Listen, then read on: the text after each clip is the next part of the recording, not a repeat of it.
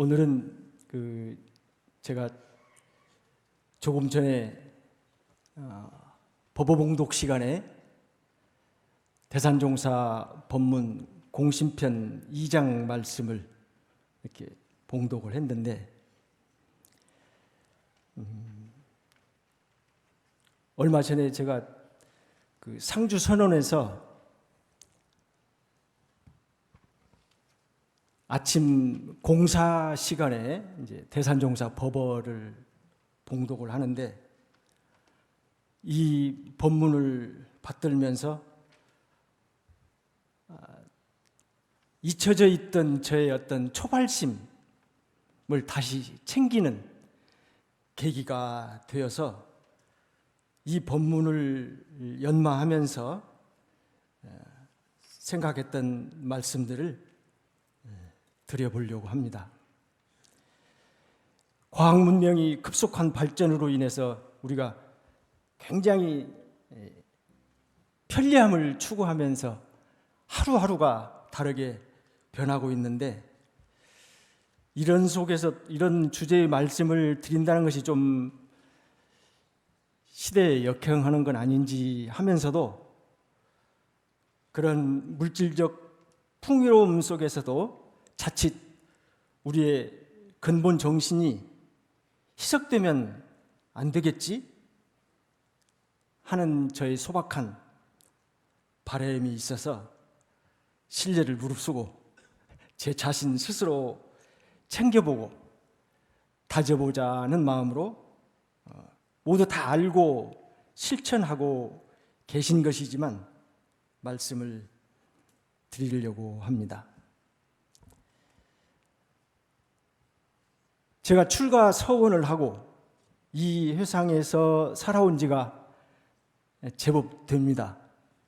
원로님들이 계시는데 죄송하지만,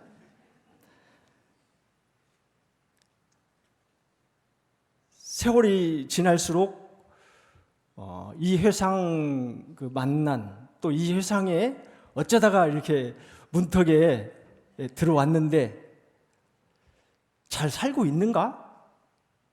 이런 고민을 지금도 진행형입니다. 아마 어쩌면 영생의 진행형일 수도 있을 것 같아요. 이 법문을 받들면서 그렇지, 내가 출가한 이유가 여기에 있었지,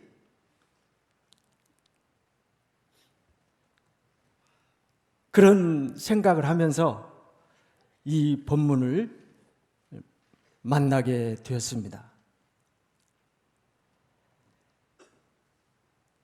아무리 탁한 연못이라도 한 줄기 생수만 솟아나면 자연이 맑아진다. 그 생수를 누가 만들 거냐? 우리 각자가 그런 생수가 되어야 하지 않을까? 그런 생각으로 말씀을 드립니다. 대산종사 법문 1집에는 이것을 먼저 우리가 실천해야 할 5가지 도라고 이렇게 밝혀주셨습니다. 이걸 이제 윤문을 해서 대산종사 법어 공심편 2장에 이렇게 수록을 했는데, 그걸 저는 이제 예보에 나와 있는 대로 한 3가지 정도로 이렇게 제 나름대로 간추려서 이렇게 내가 실천하고 살아야지 하는 생각으로 이렇게 간추려 봤습니다. 그 첫째가 청빈과 무소유의 삶을 살아야 내가 한 생을 마칠 때, 또 영생을 살 때 정말 저 인격이, 저 사람이 고결하게 살았다라고 제 스스로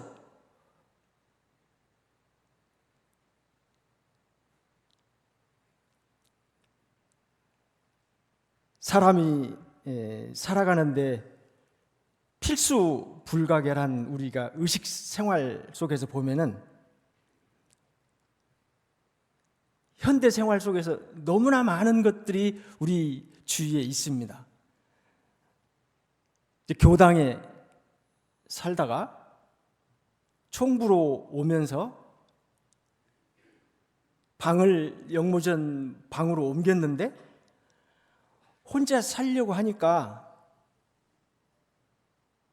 교당에서 생각하지 못했던 그런 여러 가지 수용품들이 많이 필요해요. 교당에는 다 갖춰져 있으니까 적당히 개인 수용품만 가지고 교당에 들어가면 살 수 있었는데 여기 오니까 하나에서 열까지 다 준비를 해야 되는 거예요. 교당에서 준비하시는 거 보니까 이것도 필요하고 저것도 필요하고 이것도 필요하고 많은 것을 챙기고 준비를 하시는 그 심경이 이해가 됐어요. 아, 그래. 혼자 살아도 살림은 살림이지.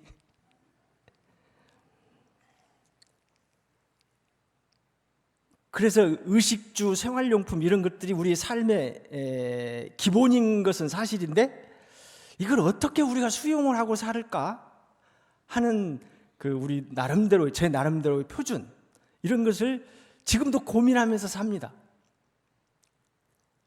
옷장에 보면 옷이 쭉 걸려 있어요. 계절 따라 시집 따라 이게 갈아입어야 할 옷들이 쭉 있어요.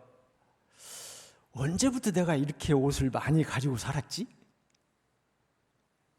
지금 오늘 같은 때도 아침에 나오려고 하면 그냥 저고리만 입고 못 나오겠어요. 썬득하니까 조끼를 걸쳐야 돼. 조끼도 필요하지. 이렇게 해서 하나하나 준비하다 보니까 옷장에 옷이 쭉 걸려 있어요. 한 번도 옷을 걸치지 않은 옷이 걸려 있는 거예요. 이걸 내가 필요해서 샀을 텐데 아예 한 번 걸쳐보지도 않은 옷들이 지금 걸려 있네. 그래서 이제 교당에서 이쪽으로 이사 올 때 대충 또 이 옷을 정리를 해가지고 한번 헌옷에다 보낸 적이 있는데도 불구하고 또 있어요. 이런 거 하나하나를 제 생활을 점검해 보면 이야기할 게 굉장히 많아요. 그래서 그래, 옷이라고 하는 것은 본래 내 신체 보호를 하기 위해서 있는 건데 이제는 이게 의복 문화가 돼 있어요. 그래서 패션이라고 하는 걸로 포장을 해서 문화라고 성장을 시켜요. 그런데 그걸 인류가 문명이라고 하면서 따라가요. 과연 이게 우리가 이 세상을 살아가면서 맞게 가는 것이냐라고 하는 것을 되돌아보고 싶은 거예요. 제 스스로. 먹거리도 마찬가지예요. 너무 많은 먹거리들이 주위에 널려 있어요. 그래서 어떤 사람은 1년 동안 그 맛집을 찾아놓고 오늘은 어디로 이렇게 해서 전국을 돌아다니면서 맛집을 찾아다니는 사람, 그걸 즐기면서 사는 사람들도 제법 있어요. 저희들은 그러지는 않죠. 음식이라고 하는 것이 결국에는 근본적으로 따져보면 내 몸을 유지하기 위해서 필요한 것이 음식인데 그걸로 인해서 음식 문화가 엄청나게 또 발전을 했어요. 이걸 과연 우리가 문명이라고 받아들여야 할 거냐?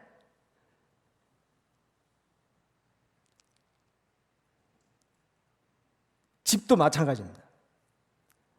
우리가 그 추위와 더위라든지 안전을 내 몸을 보호하기 위해서 이제 집이라고 하는 것이 필요해서 생겼는데 이 주택 문화도 가지가지죠.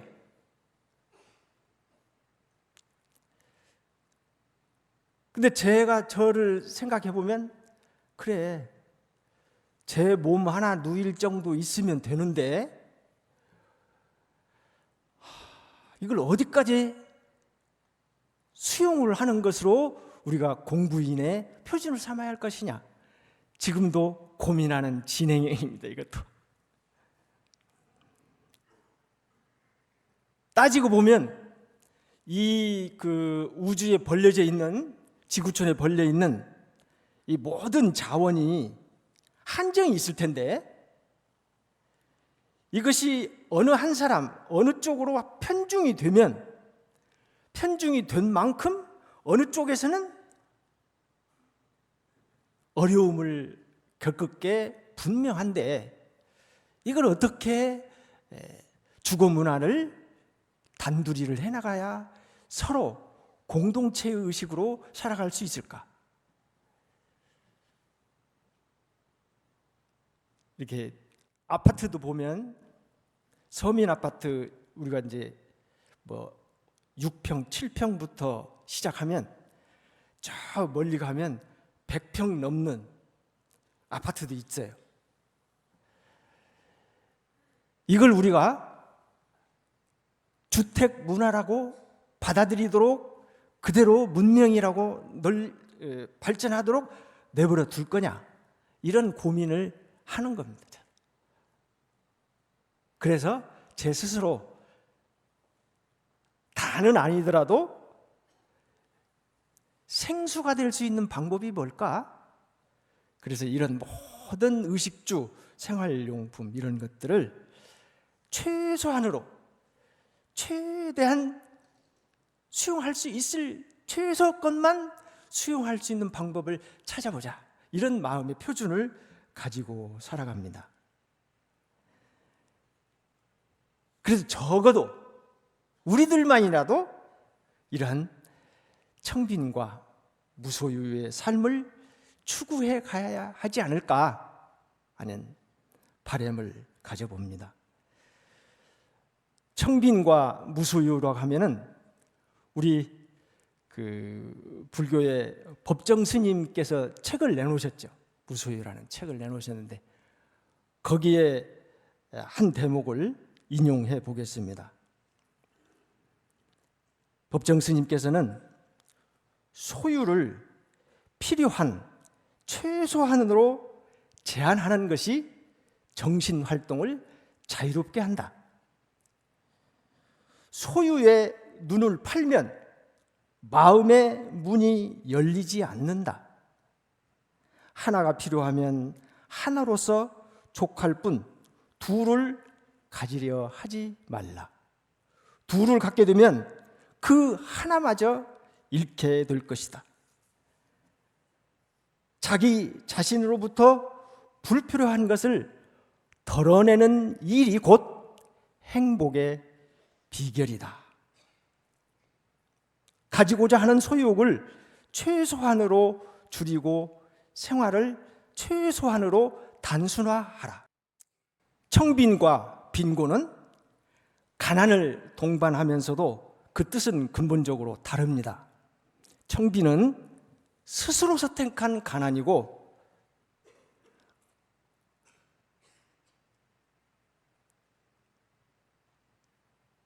가난은 결핍이죠.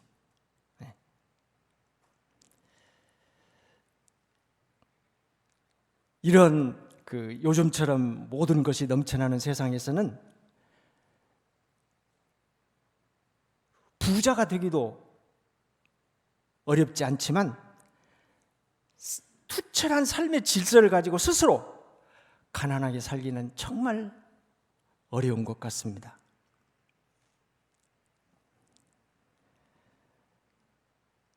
자신이 어떤 길을 선택할 거냐, 삶의 가치를 어디다 두고 살 거냐,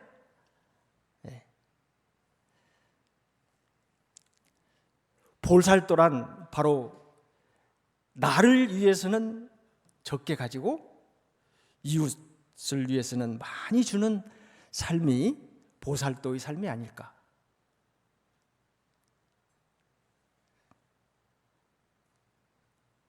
두 번째는 헌신과 봉공으로 거룩하게 세상을 살아가면 좋겠다. 이기주의, 개인주의, 가족주의, 지역주의를 벗어나서 세계주의, 인류주의, 나아가서는 일체 생명을 품에 안을 수 있는, 그렇게 해서 내 정신 영역을 넓혀가는 거죠. 작은 것부터 실천해가는 삶의 태도, 제가나 출가나 아니 모든 사람들이 이러한 그 영적 성숙을 통해서 함께 더불어 모두가 행복하게 살아가도록 하려면 내 스스로, 나 자신부터 헌신과 봉사, 희생과 봉공의 자세로 살아간다면 그 삶이 거룩하게 보일 것은 분명하지 않은가. 종교인의 생명력은 바로 이 헌신과 봉공의 삶을 유지하는 데 있다고 봅니다. 우리가 너무도 잘 아는 마더 테레사, 성인 반열에 오르셨는데 그 마더 테레사 효과라는 말을 들어보셨을 겁니다. 남을 돕는 활동을 하거나 보기만 하여도 신체의 면역력이 증가되는 효과, 이것을 의학적으로 증명해 낸 게 이제 마더 테레사 효과라고 합니다. 남을 위한 봉사활동을 하거나 선한 일을 보기만 해도 인체의 면역 기능이 향상된다, 이런 거죠. 봉사활동을 한 학생 그룹을 어느 한 그룹은 그냥 그 노동을 하면 노동의 대가를 받는 일을 시켜보고, 한 그룹은 순수하게 자원봉사하는 활동을 시켜봐서 한 그룹을 만들어서, 그런데 나중에 그 그룹의 면역 기능을 조사했더니 봉사활동을 한 학생 그룹의 면역력이 훨씬 높아졌다. 또 알코올 중독자를 치료할 때 치료될 확률이 한 22% 되는데 자원봉사 활동을 병행하면서 치료를 하니까 그 치료될 확률이 40%로 높아졌다. 인간의 수명도 남을 위해서 나눠주고 베풀어주는 삶은 사는 사람들이 그렇지 않은 사람보다 오래 살 확률이 2배가 높다, 이런 연구.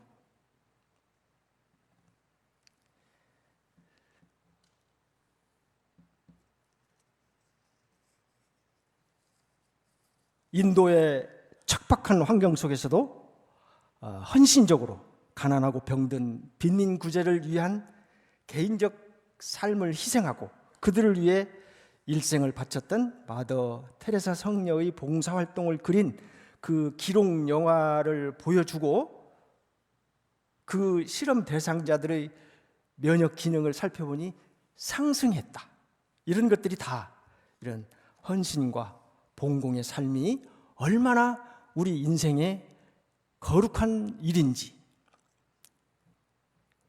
자연은 인간이 진화하면서 남을 도와주면 그 보상으로 면역체를 증가시켜서 오래 살도록 해놓은 것이 아닐까.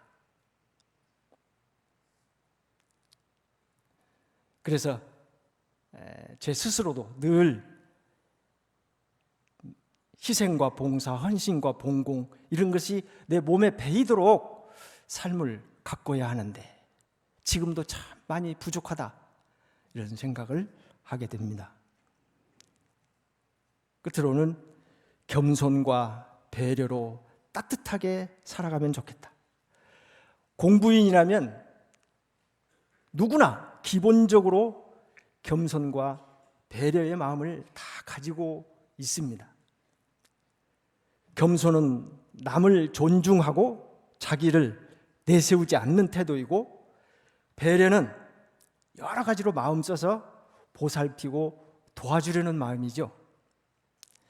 공부가 익어갈수록, 철이 들어갈수록 모든 인연이 얼마나 소중하고 고마운지를 알게 되고, 그렇기 때문에 항상 옷깃을 여미고 상대를 존중하고 상대를 배려하는 마음이 절로 우러나올 수밖에 없지 않은가. 나의 한 행동이, 나의 말 한마디가 상대로 하여금 불편하게 하고 마음 아프게 하고 언짢아질 수 있기 때문에 늘 자신을, 나를 살피지 않을 수가 없습니다. 어떤 말을 하든 어떤 행동을 하든 모든 언행이 상대를 배려하는 마음으로 살아간다면 세상은 아름다워질 수밖에 없지 않을까.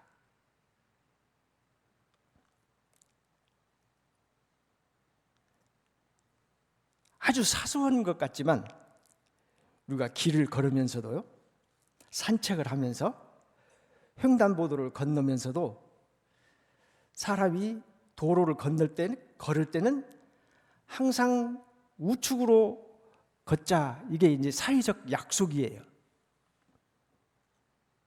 그러면 아무리 작은 오솔길이라도 혼자 걷다가 상대의 사람이 나타나면 반드시 오른쪽으로 비껴서서 걸어야 맞아요.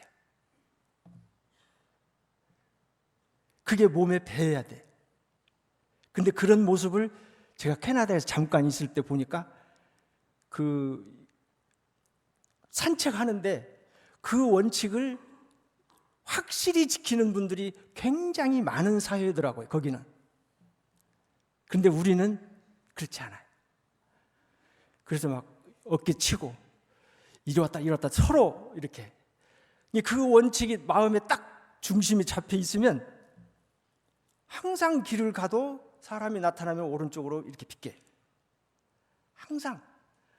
횡단보도를 건널 때도 보면은 우측으로 건너도록 화살 표시가 돼 있어요. 그런데 아무렇게나 막 건너요. 그러면 건너면서 막 부딪혀요. 그런데 항상 오른쪽에서, 이 오른쪽으로 넘어오는 사람은 오른쪽, 건너가는 사람은 오른쪽, 이 원칙만 지키면 얼마나 편안하고 편리한지 몰라요.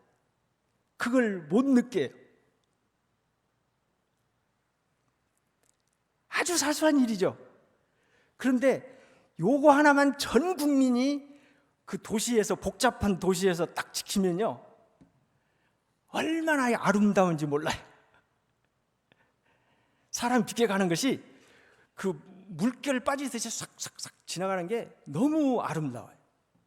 그런 모습을 제가 그 토론토 아주 중심가에서 그런 걸 봤거든요. 높은 데서 쳐다보니까 쫙 사람들이 횡단보도를 건너는데 중간에서 부딪히는 사람이 한 사람도 없는 거예요. 축축축 빠지는데. 이 작은 것이지만 이게 정말 사회를 건강하게 아름답게 만드는구나. 2012년도에 우리나라에 사단법인 단체가 하나 생겼더라고요. 그게 무슨 단체냐면 상호 존중과 배려 운동하는 사단법인 단체가 생겼어요. 모든 사람이 더불어 행복을 누리는 아름다운 세상을 만드는 행동, 실천 운동. 그래가지고 5가지 과제가 있어요. 실천 과제. 첫째는 상호 존중어 사용하기. 두 번째는 정감 어린 인사말 나누기. 세 번째는 경청하고 칭찬하기. 네 번째는 공중도덕 지키기. 5번째는 나누고 봉사하기를 그냥 구호로 하는 게 아니고 행동화, 습관화, 내면화, 문화화하기 위한 운동. 이런 단체도 있어요. 아주 건전하죠? 생각을 조심하라. 그것이 너의 말이 된다. 말을 조심하라. 그것이 너의 행동이 된다. 행동을 조심하라. 그것이 너의 습관이 된다. 습관을 조심하라. 그것이 너의 인격이 된다. 인격을 조심하라. 그것이 너의 운명이 된다. 생각을 바꾸면 말이 바뀌고, 행동이 바뀌고, 습관이 바뀌고, 인격이 바뀌고, 운명이 바뀐다는 말이에요. 여기 계시는 모든 우리 선지님들, 어르신들 다 이렇게 살아오셨고 지금도 이렇게 살아가고 계실 것이고, 앞으로 우리의 후배, 후진들도 이러한 삶의 태도로 살아갈 것임에 틀림없을 것입니다. 과거나 현재 이 시대의 모든 영적 스승들도 모두 이렇게 살아가고 계시리라 믿습니다. 그리고 우리 주위의 세상 곳곳에는 크게 드러나지 않지만 이렇게 살아가는 분들이 수도 없이 많이 우리 주위에 있다는 사실이에요. 그래서 이 세상은 아름다운 세상이고 살만한 세상입니다. 청빈과 무소유로 고결하게 살아가는 것, 헌신과 봉공으로 거룩하게 살아가는 것, 겸손과 배려로 따뜻하게 살아가는 것, 저는 아직도 많이 부족하지만 이러한 마음과 삶의 태도를 견지하면서 이 생을 다할 때까지 그렇게 정성으로 살아가려고 다짐해 보면서 설교 시간 마치겠습니다.